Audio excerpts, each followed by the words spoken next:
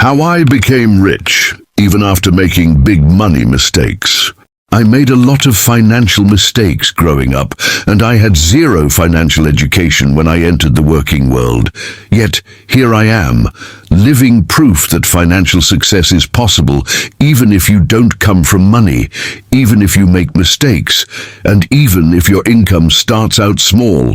And trust me, the journey was not perfect. If you're a student, unemployed, or stuck in a 9-to-5 but dreaming of financial freedom, this is for you.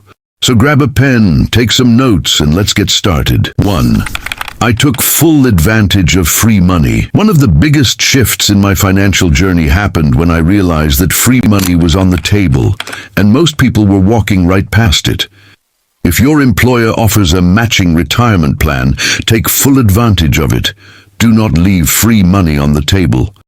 And if they don't offer one, create your own system. Look for other ways to invest in your future. Even if you start with just $50 a month, the habit of saving and investing consistently will set you up for long-term success. The biggest mistake isn't investing too little.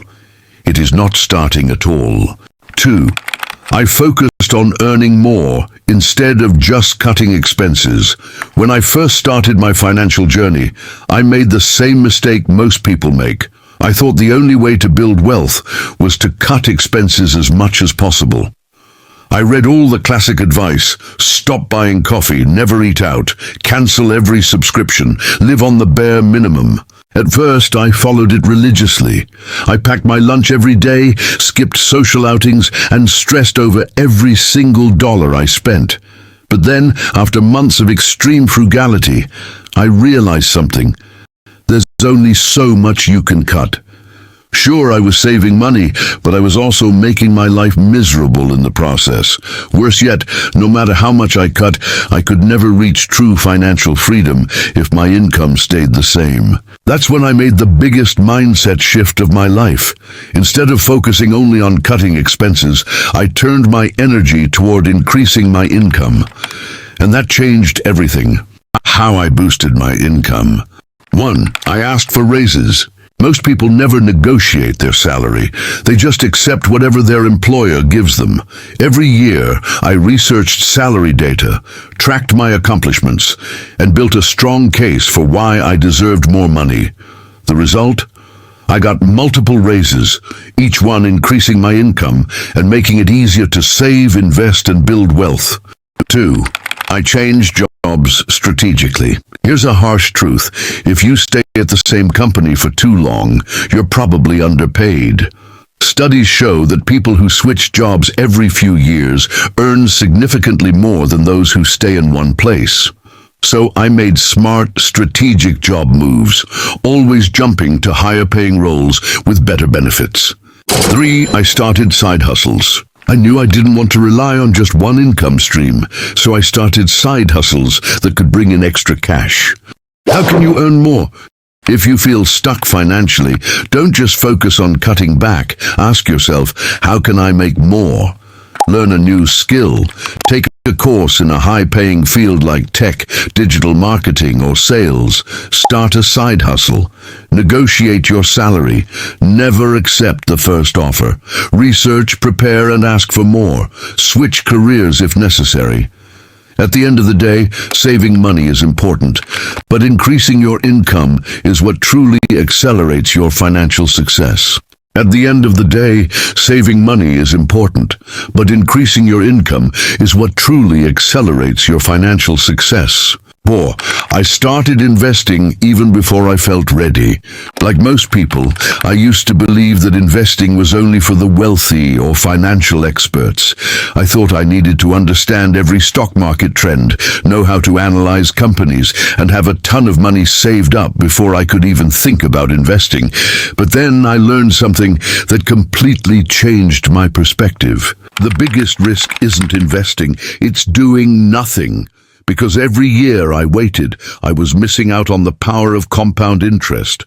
So, even though I felt nervous and unprepared, I took the leap.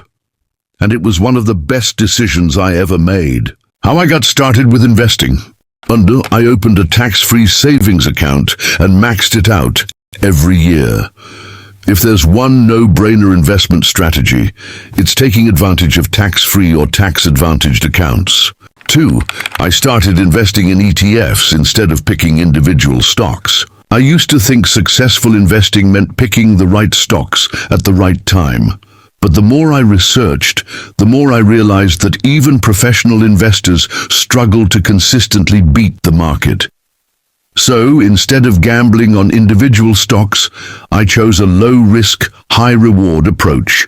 4. I used debt strategically, instead of letting it use me. Debt is one of the most powerful financial tools, but only if you use it the right way. It can build your wealth or destroy it, depending on how you handle it. For years, I was using debt in the worst way possible. I fell into the trap that so many people do, financing a car I couldn't afford, swiping my credit card for things I didn't really need, taking out personal loans just to keep up with everyone else. At first, it didn't seem like a big deal. Everyone around me was doing the same thing. But soon, I realized something terrifying. I was working just to pay interest. That was when I knew something had to change. Step 1. Paying off bad debt first. Not all debt is created equal. Some debt can help you grow financially, good debt, but other debt just drains your wealth, bad debt. For me, bad debt included high-interest credit cards, personal loans for non-essential things, car loans that were too expensive. So I made a plan. Instead of just making the minimum payments, I went all in on paying off my highest interest debt first.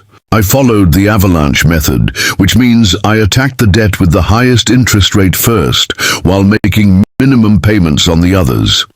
Once that first debt was gone, I took the money I was paying toward it and used it to pay off the next one even faster. Step 2. Still investing while paying off debt. A lot of people say, should I pay off debt first or should I invest? For me, the answer was, I did both. I didn't want to lose years of compound interest by waiting until all my debt was gone. So while aggressively paying off debt, I still made small automatic investments every month. Even if it was just $50s or $100, I wanted my money working for me while I worked on becoming debt-free. Step 3. Only using debt to make more money. After I cleared out my bad debt, I made a new rule for myself. I will never take on debt unless it makes me money. That meant using debt to invest in real estate, where my rental income covers the payments. Using business credit to grow my side hustles. Only taking on low-interest debt that creates long-term value. No more buying cars I couldn't afford. No more using credit cards for impulse purchases. 5. I stopped trying to impress people and finally started building wealth. This was one of the hardest but most important lessons I learned. For years, I thought success meant looking the part. I wanted people to see me as someone who was doing well, so I spent money on things that made me look successful. The latest designer clothes, a luxury apartment, expensive dinners.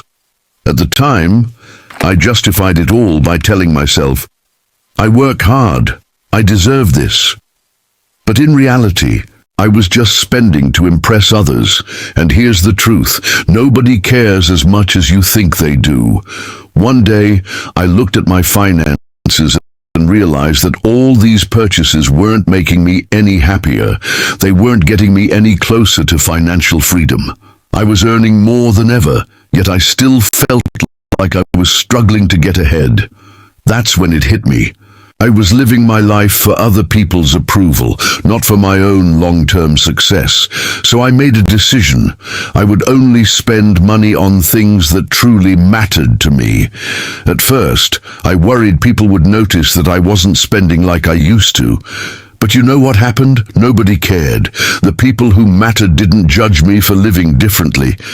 And the people who did, they were never real friends to begin with. If you want financial freedom, stop trying to impress people who don't matter.